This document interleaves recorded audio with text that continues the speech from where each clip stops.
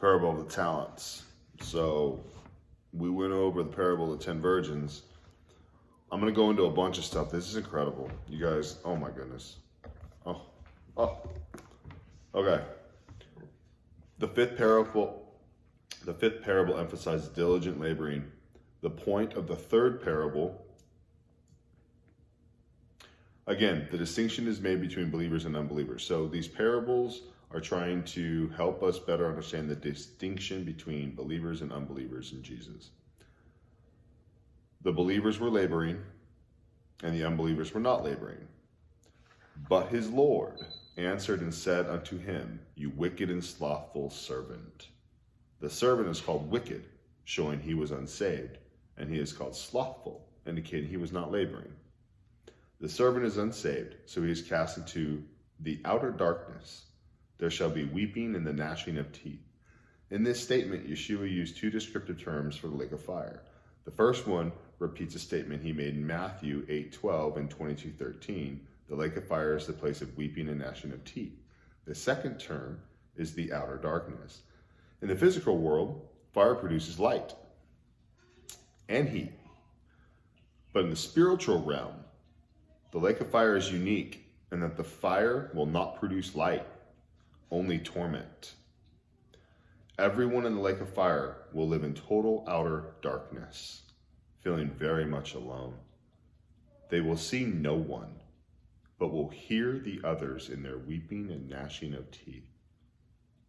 Yikes. You know, they did a study on some of the toughest inmates, toughest prisoners from like Japan and from all over. And they were curious about what the worst form of punishment these dudes could take. What was the worst form of punishment? All of them unanimously said solitary confinement. It's when you are closed off, no idea of day or night, no concept of time, no social interaction, nothing but darkness, blackness. If they gave you a light, they gave you a light. But that's absolute torment. Let that sink in. So here we go. The judgment of the Gentiles. I'm going to read this to you. This is really important for you to pay attention. Really important. The final segment of the Olivet Discourse contains the application of the 5 parables to the judgment of the Gentiles. With this, the Olivet Discourse ends. Now, a Gentile is me. A Gentile is not Jewish, but somebody who gets a chance to believe in Jesus because he died on the cross. And we're going to get to that later. But the point is, I'm a Gentile. I'm not Jewish. I'm not from the Jewish community. I don't have that background, that heritage. So when they're speaking about Gentiles, they're speaking about me. In verse 31a, Yeshua gave the timing of the judgment. But when the Son of Man shall come in his glory, and all the angels with him, Daniel points out that there will be a 75-day interval between the end of tribulation and the beginning of the Messianic kingdom. And that's Daniel 12:11 through 13. During this interval, a number of things will occur, one of which will be the judgment of the Gentiles. So there's a couple different groups of Gentiles. There's a group of Gentiles that gets raptured. Those are the people that believe in Jesus before he comes, that are raptured with his church to basically, we don't have to go through tribulation. We are exempt from it. We are removed from it. But there are Gentiles and there are Jewish people who make it through the tribulation to the very end. And that's the group of people he's talking about here. Pay attention. So, while Yeshua omitted the place of the judgment, Joel 3, verses 1 through 3 states that it will occur in the valley of Josaphat, that part of the valley of Kidron, separating the old city and the Temple Mount from the Mount of Olives.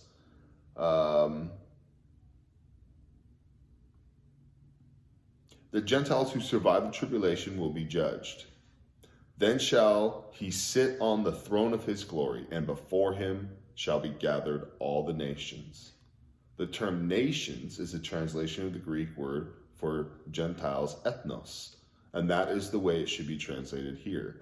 The final issue here concerns eternal life and eternal damnation for individuals who are either believers or unbelievers. Nations are not judged in their entirety on whether they are saved or not saved. Therefore, the verse should read like this: Then he shall sit on the throne of his glory, and before him shall be gathered all the Gentiles. All the Gentiles who survive the tribulation will be gathered into the valley of Josaphat for this judgment, which Yeshua illustrated as a separation between the subjects of the judgment, the sheep on his right hand and the goats on his left hand, the sheep and the goats. The judgment will be based on the Gentiles' treatment of the Jews during the tribulation, revealing either anti-Semitism or pro-Semitism. The Joel passage identifies the same basis. The Messiah will deal with the sheep and the goat Gentiles separately, beginning with the sheep. He will say to them, Then shall the king say unto them on his right hand, Come, ye blessed of my Father, inherit the kingdom prepared for you from the foundation of the world. He invites them to enter the Messianic kingdom because they fed him food and water, provided him with clothing and shelter, and visited him when he was sick and in prison. So basically, if you help the Jewish people of faith during the tribulation because you're a kind-hearted person, you are helping Jesus. By helping his people, you are helping him. Let that sink in. So, he invites them to enter the Messianic kingdom because they fed him the sheep Gentiles, whom Yeshua called the righteous ones, the believers, will respond by saying that they do not remember seeing him, as in the Lord, in any of these conditions, nor do they remember doing any of these things for him.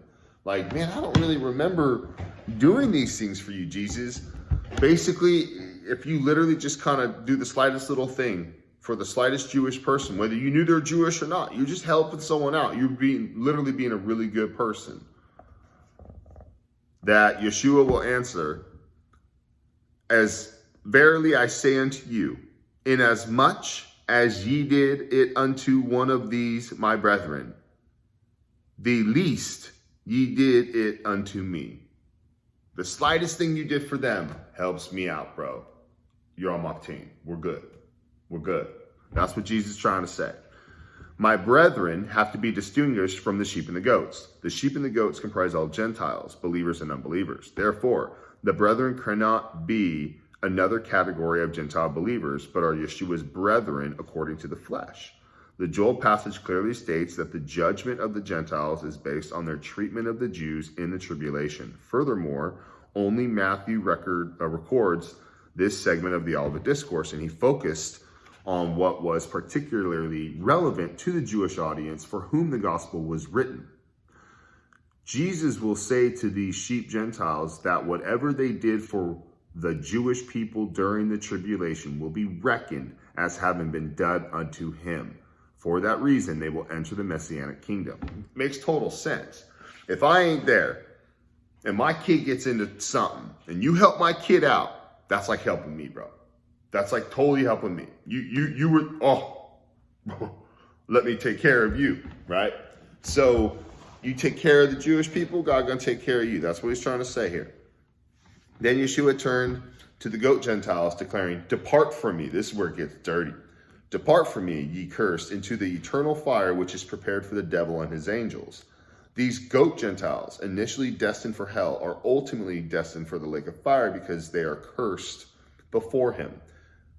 Yeshua then explained the reasons why, repeating that he, God, said to the sheep Gentiles in a negative manner, identifying what they failed to do for him. The goat Gentiles will also respond that they do not remember seeing him in any of these conditions. I do not remember seeing you. I don't remember. What?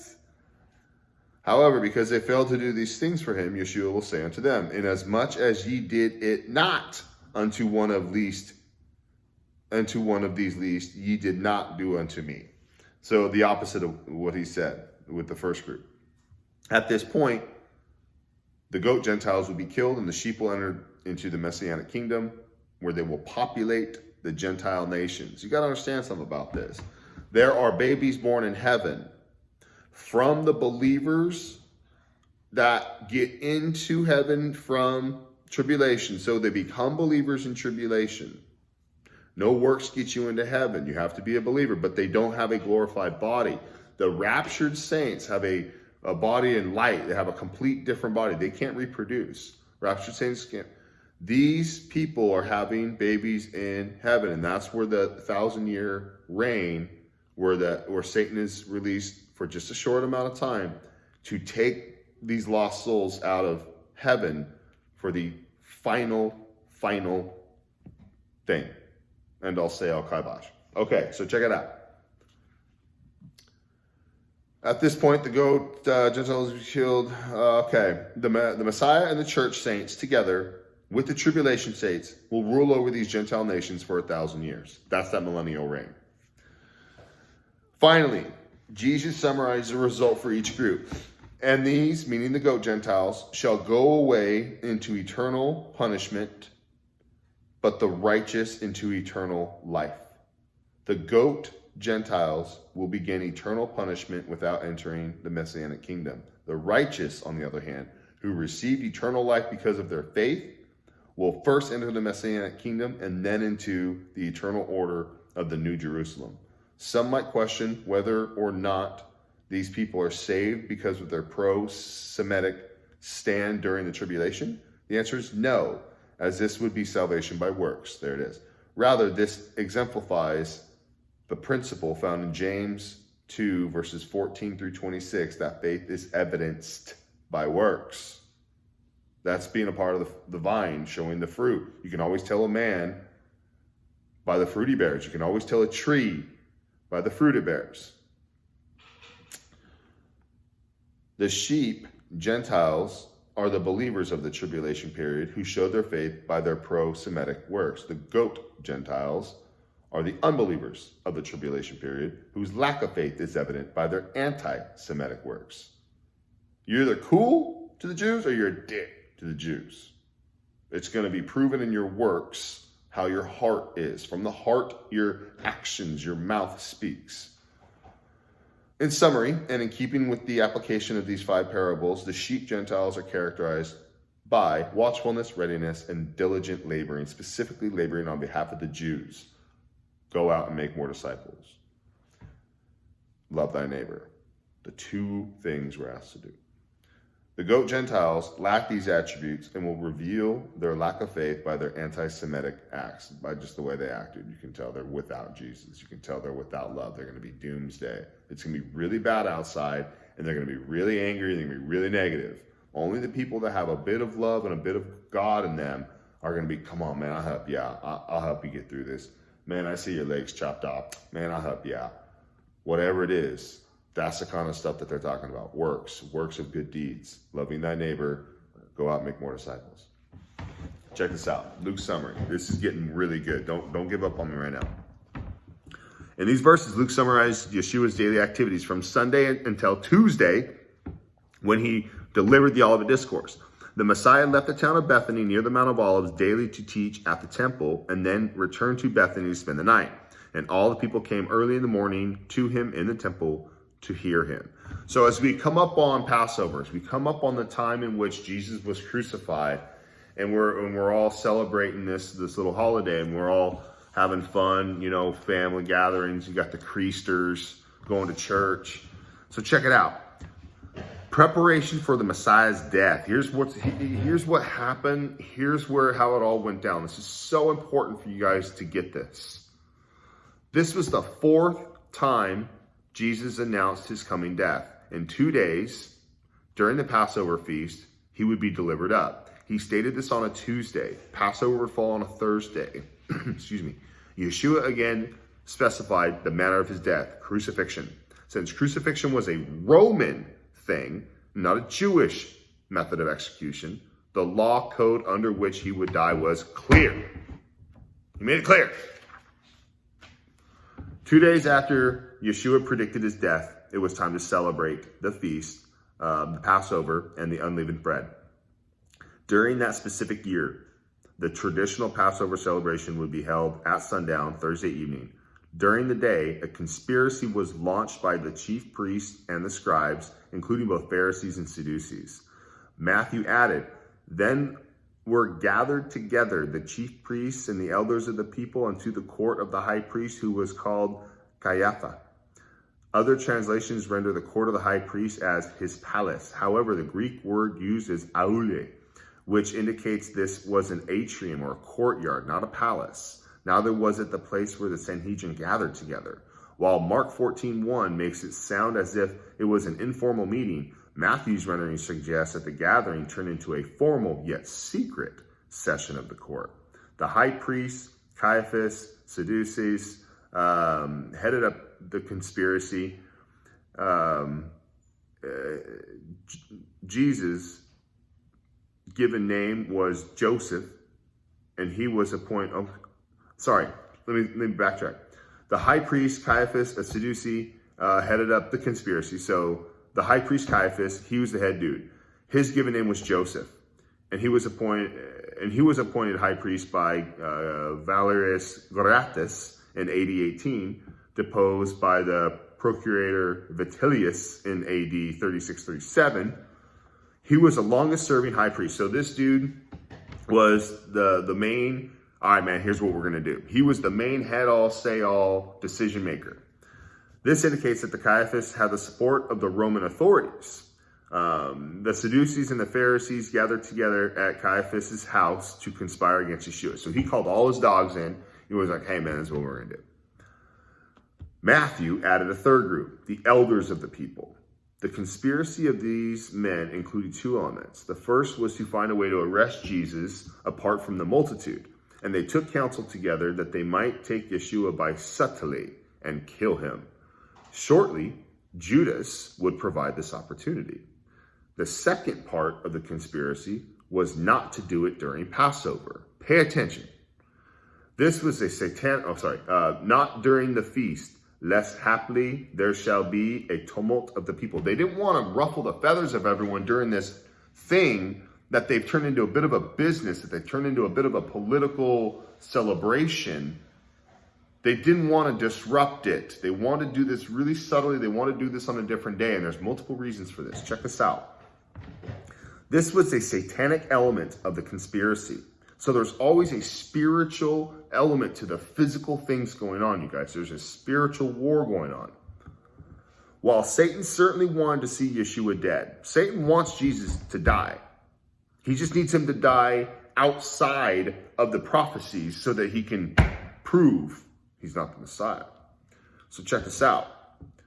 While Satan certainly wanted to see Yeshua dead, he did not want him to die at this Passover, proving Isaiah, proving Moses, proving all the prophetic events true. Okay? If Yeshua had died at any other time other than the Jewish Passover, and in any other way than by crucifixion, there would have been no atonement. It wouldn't have been Jesus. The death of Jesus alone was essential for the atonement, but he had to die at the proper time and in the proper way. You can't take one piece out of the Bible and expect the Bible to hold. You debunk one prophetic event in the Bible, you debunk the whole Bible. The whole thing unravels. The Gospels record how throughout Jesus' life, several attempts were made to kill him at the wrong time, before or after Passover, and in the wrong manner, by sword or stoning. Yet all such attempts failed because his hour was not yet to come. The conspiracy was to wait until after Passover, and that the multitudes of pilgrims to leave the city before they carried out their plot. However, God is in control, and they were forced to act precisely during Passover. It's part of the plan, it's part of the plan. Yeshua was a guest in Bethany at the house of Simon, the former leper Jesus had healed. So Jesus is hanging out at dude's crib that he had just cured him of leprosy. Totally understandable, right? So furthermore, a woman whose name was not mentioned by Mark or Matthew was present. John the Apostle specified that it was Miriam, the sister of Martha and Lazarus. They too were guests at the house of Simon the leper. and they both lived in Bethany. This is a really important story. Pay attention. Miriam brought a pound of spikenard, broke the cruse, and poured it over Yeshua's head and feet, then wiped them with her hair. Spikenard, a perfume for royalty and commoners alike, was so expensive that a woman would have to save her money and use it only on her wedding night, as did Shulamit, the bride in the Song of Solomon. Yet Miriam willingly used all of hers on Jesus. Totally understood. How expensive was it? It's written in the Bible. For this ointment might have been sold for above 300 shillings. Mark 14, verse 5, meaning denarii. In that day, 1 denarius was equal to 1 day's wages. This means the spikenard Miriam used was worth almost 1 year's wage. Wow. The disciples thought it was a waste, since the ointment could have been sold in the market and the funds given to the poor, right? They got this church mindset. Judas initiated their complaint and verbalized his objection to using the spikenard in this manner. But Judas Iscariot, one of his disciples that should betray him, said, "Why was not this ointment sold for 300 shillings and given to the poor?" The other disciples joined in agreement and were probably genuinely concerned for the poor. Judas, however, had a different motive. Now this he said, not because he cared for the poor, but because he was a thief, and having the bag took away what was put therein. Judas' ulterior motive was greed. He was guilty of embezzlement. He was the group treasurer, but would often take the money for his own private use, a little petty cash. Jesus himself explained why Miriam was willing to use her precious ointment on him. Suffer her to keep it against the day of my burying. For in it that she poured this ointment upon my body, she did it to prepare me for burial. She has done what she could. She has anointed my body beforehand for the burying. Miriam understood something that Jesus' own apostles did not yet comprehend. The Messiah was going to die. She's the only one who knew this. She's the only one who paid attention and grasped this. She also knew that he would be raised from the dead. She was the only one paying attention. Thus, Miriam did not accompany the woman who went to the tomb. And I talked about this in another one. She's the only one who didn't go. Nah, dude, it's cool. I don't need to go. I knew. He told me, and all this has come true, so I knew. She didn't have to go see that the tomb was empty. She stuck back behind and kept busy because she knew. Thus, Miriam did not accompany the women who went to the tomb in the resurrection account. The others were not expecting the resurrection, but she was. While Martha was busy meeting Yeshua's physical needs, Miriam met his spiritual needs by listening to him. Met his spiritual needs by listening to him. We all have spiritual needs. You need to listen to him. We got 2 ears, 1 mouth, 1 talkie. We got to use the 2. We got to use the 2. We got to use the 2. 2 feetsies. 2 lungies. Got to use them, man. 1 mouthy, 1 talkie. While Martha was busy meeting Yeshua's physical needs, Miriam met his spiritual needs by listening to him, fellowshipping with him, and learning from him while sitting at his feet. Her understanding resulted from paying attention to his teaching more carefully than the disciples themselves. Homegirl took in more in one little account than these other guys did over years of walking with him. It's the wealth, it's the time, it's not the amount, it's the quality, man. Arr.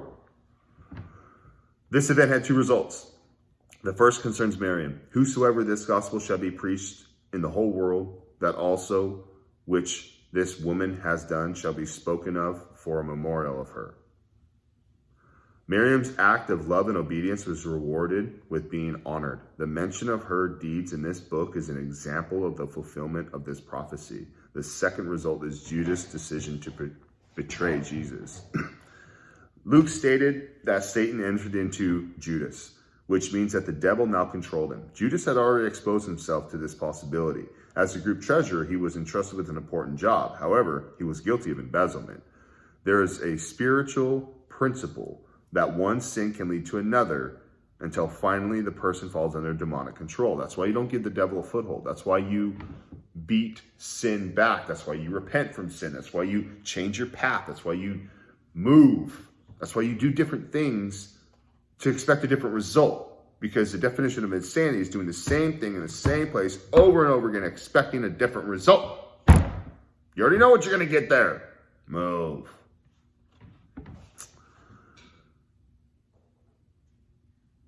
As the group treasurer, guilty of embezzlement, there's a spiritual principle that one sin can lead to another. Due to the nature of this spiritual conflict, Satan took control of Judas rather than sending one of his demons. Satan rolled up his sleeve and was like, I'm going to take care of this one. I'm gonna park this car. You know what I mean? So the result of this satanic control was that Judas approached the chief priests and the captains or the temple police. He went to the people that be and said, hey, I got the dirt on Jesus. Check it out. He conspired with their leaders to provide the opportunity they desired to have Jesus arrested apart from the multitude. So they want to try to arrest him from the multitude. Judas gave him the way to do that. Judas was needed to fulfill three things, but only accomplished two of these. First, while the Jewish leaders knew Jesus and could identify him, the Roman soldiers needed Judas to show them where to arrest the Messiah apart from the multitude. Judas succeeded in fulfilling this function. Second, by Roman law, someone needed to appear before the governor to accuse Yeshua of a crime punishable under Roman law before a cohort could be released to arrest him. So you needed someone to point the finger who witnessed the crime.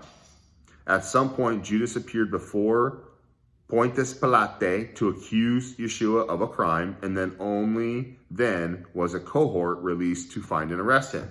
So Judas go to dude and say, hey, Jesus is doing this. And the guy's like, cool, where is he at? And he goes and points him at, there he is, right there. That's Jesus, right there. And that's how it all went down, okay? So Judas was, he also fulfilled this function. Third, so the cohort found and arrested him. Judas also fulfilled this function. Third, he needed to serve as the prosecuting witness at the Roman trial. Judas, not needed for the Jewish trial, but was absolutely needed for the Roman or civil trial. He failed to fulfill this third function. Wow. So this is where it gets interesting. The specific price of betrayal was 30 pieces of silver. This was not an arbitrary price. This is pretty interesting. Pay attention. According to Exodus, if an ox gored a neighbor's slave to death, silly ox, the owner was obligated to pay the neighbor 30 pieces of silver, the price at which a dead slave was valued. So a dead slave just got trampled, just got gored. Man, my bad. I feel bad. Here's 30 pieces of silver. Go buy yourself another slave. My bad, bro. That's how it went down back then. Kind of like losing a tractor, like, hey, man, I'm sorry. I just ran over your sprinkler main. I'm going to have to trench that up and fix it for you. Whatever, right? So 30 price of silver for a slave's head. The price at which a dead slave was valued. Thereafter, it became a symbolic of contempt. Therefore, it became symbolic of contempt. At one point in his ministry, Zechariah the prophet was asked to play a messianic role, meaning a role the Messiah himself would play in the future. The role of the Good Shepherd. For a period of time, Zechariah was to feed a flock destined for slaughter. He then was to approach the Jewish leaders and say that since they did not agree to a price in advance, they should pay him what they thought his labor was worth. If it was worth something, they should pay him accordingly. If it was worthless to them, it was acceptable to pay him nothing. To show their contempt for the prophet, The leaders deliberately chose to pay him 30 pieces of silver. Conveying to Zechariah that his work among them was not only worthless, but more insultingly, was worth only the price of a dead slave. Then God told Zechariah 2 things. First, so God was like, here's what I want you to do, bro. First, take the 30 pieces of silver and go cast it into the temple compound. Just as Judas would do centuries later. That's all Judas did with the money too. He felt so bad, felt so guilty with it. Secondly, this was the goodly price that I was prized at by them. The prophecy declared that someday the Jewish leaders would sell out God himself for the price of a dead slave. Dude, it was prophetic that it would be the same for Jesus, that they would sell him out for the price of a dead slave of 30 pieces of silver. Well, check this out. This is so gangster. I didn't know this part. I learned this myself. The Jewish leaders deliberately chose 30 pieces of silver to show their contempt for Jesus. So they just wanted to shit on him with this. But it gets good. God always has the last laugh, and there's never any waste in God's economy. Check this out. Thus, they sold out the Messianic God-man for the price of a dead slave. Follow the money. Where'd the money come from? Check it out. As tragic as this is, ironically, the 30 pieces of silver came from the chief priests. So the money ultimately came from the temple treasury.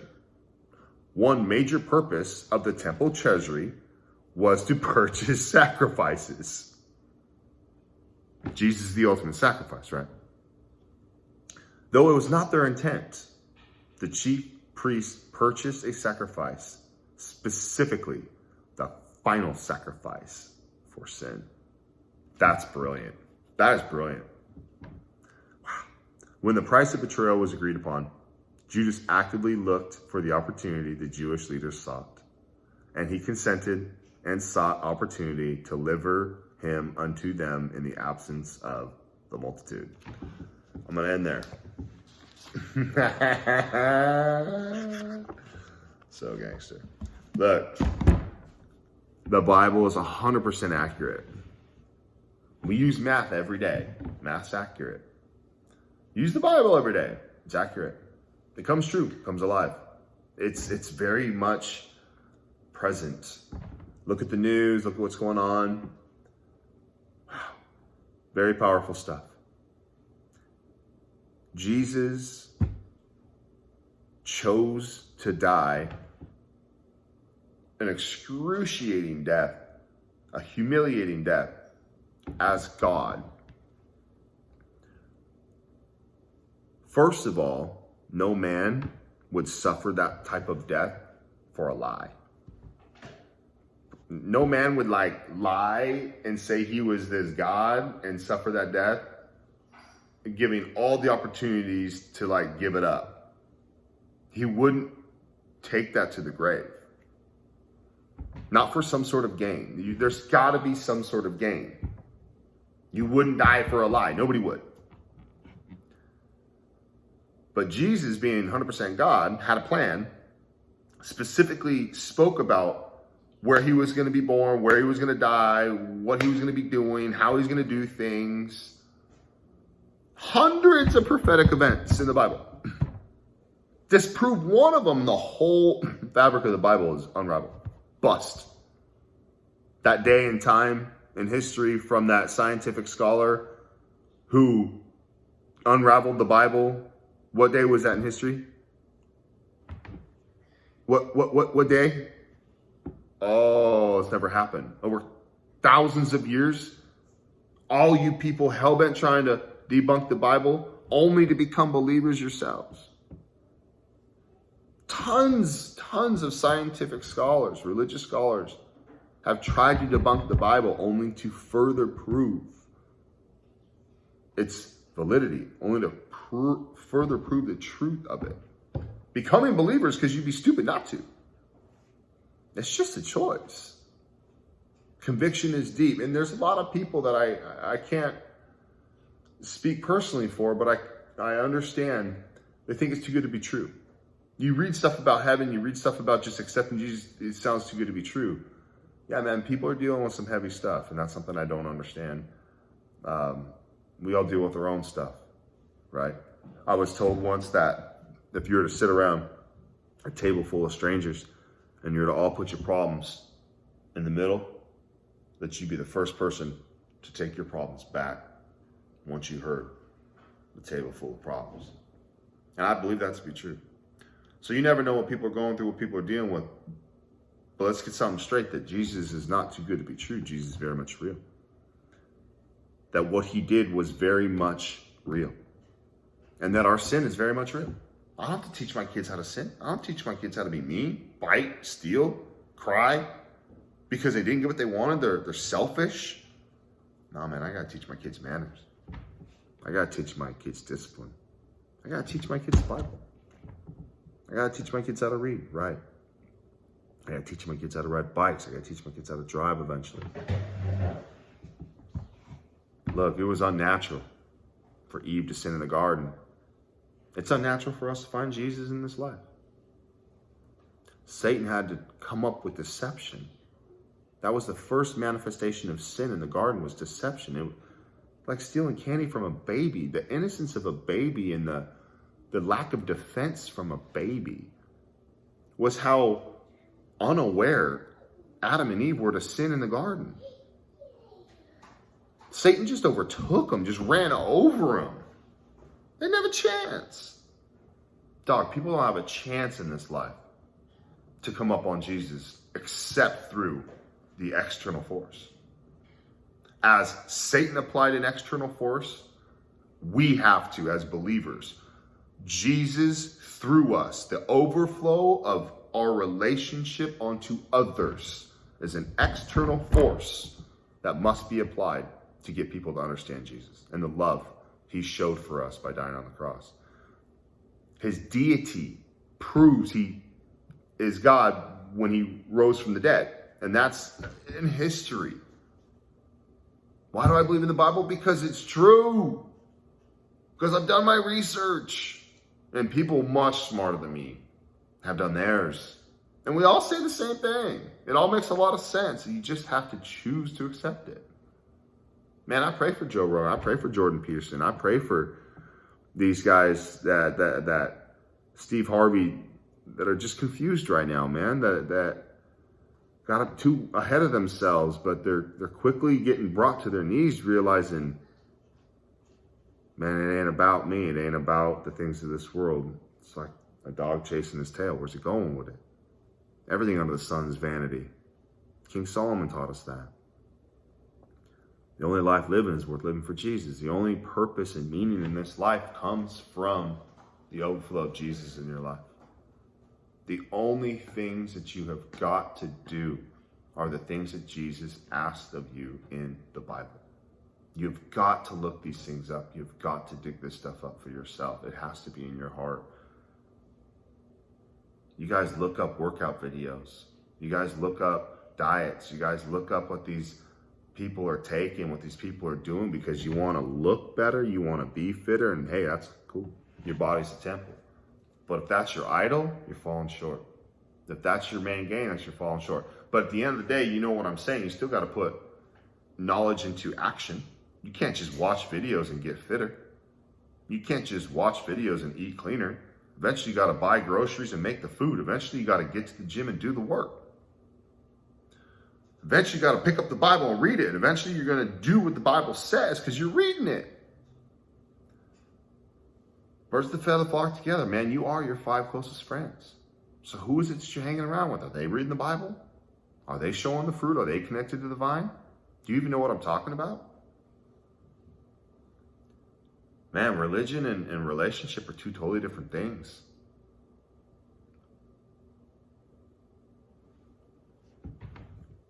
It's really important you understand what's important to you.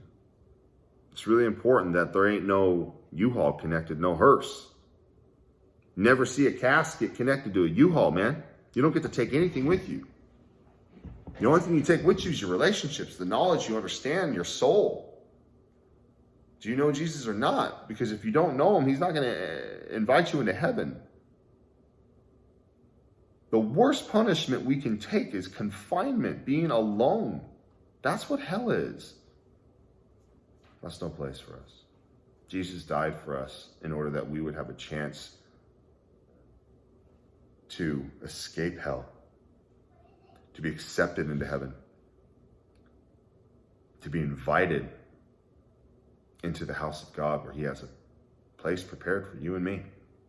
Just by believing in the death of Jesus, by believing in his son, by believing in the miracles, by believing in his name, by believing he walked on this earth as man, but died as God, not staying dead, defeating death, hell, and the grave, because when he rose again, he's like, did you guys see that? The ultimate of all evil Knievils, like the ultimate of all Travis Pastrana stunts, bro, was Jesus resurrecting from the dead. Sure, it was pimp that he resurrected Lazarus from the dead. But dude resurrected himself from the dead. Walk up and just dust himself off, yo. That's pimp. Ain't no one can do that but God. So I'm going to walk with that dude. I'm going to walk with Jesus. I'm going to copy what he does. That's my idol. That's my blacksmith. That's where I want to be shaped. That's what I want to be shaped into. A lot of builders out there, man. A lot of people that can help you build your body, help you build your truck, help you build your house, help you build whatever it is you want to build, man. So who's shaping you? Is it Jesus? Is it Yeshua? Or is it Jordan Peterson? Who's conflicted right now? Who's this close to accepting Jesus? This close. Steve Harvey. This close, Joe Rogan. You can hear it, man. You can hear it in their hearts. They're not stupid. They just got big egos. That ego's getting chipped away. God's got a good way of doing that. Better do it for yourself than have God chop you off at the knees, and then at the waist if he has to. He'll get you down to where he can talk to you. Who looking for God at the top of Everest, bro? Who looking for God at the top of the mountain? Who looking for God on the gold medal podium? Looking for God, searching for God. I need you. Who crying out when they're on top of their game? No, man. Ain't nothing growing on the top of a mountain. All the growth happens in the dark of the valley, in the deep of the valley. That's where all the growth is. You know where all the predators are? Where all the growth is. That's where all the food is. It's down here that God wants to work with you. But it's also down here where you're going to get fussed with. It's also down here where you're going to get caught up. Let that sink in. Jesus for the win.